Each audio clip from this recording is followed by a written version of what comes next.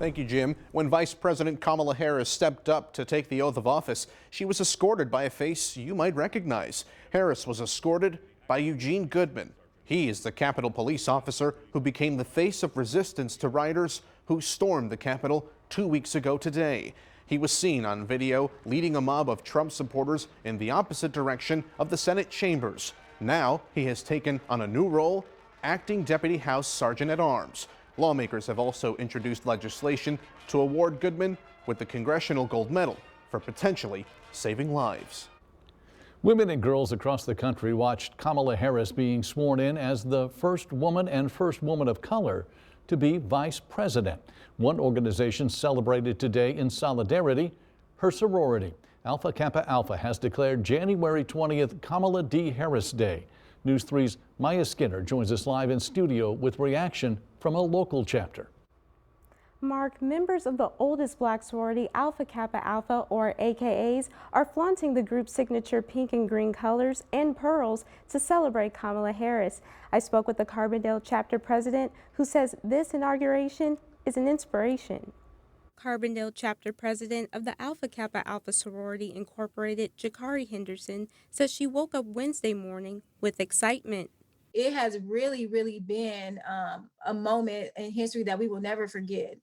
I think it goes to say, go for that promotion that you want, go start that business. You can do and you can be whatever you want to be as long as you work hard to do it. Kamala Harris pledged the sorority in 1986. Throughout her campaign, she's constantly recognized Alpha Kappa Alpha as her family.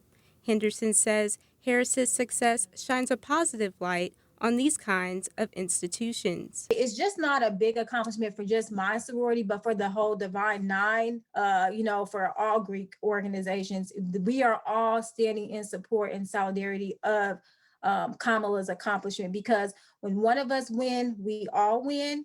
The Divine Nine is the historically black Greek fraternities and sororities known for service and influencing change in the U.S. Henderson says Harris has paved a way for future generations. So many good emotions, but it says something that, we are able to break those barriers.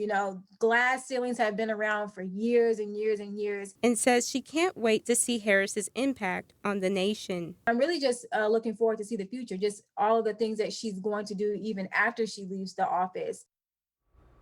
Henderson says the public is invited to their virtual watch party tonight at 8:30. I'll have that information in the story on our website, WSILTV.com.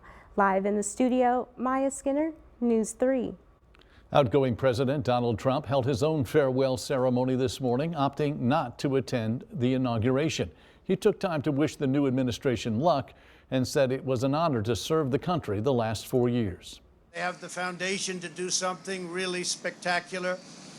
And again, we put it in a position like it's never been before, despite the worst plague to hit since, I guess you'd say 1917, over 100 years ago.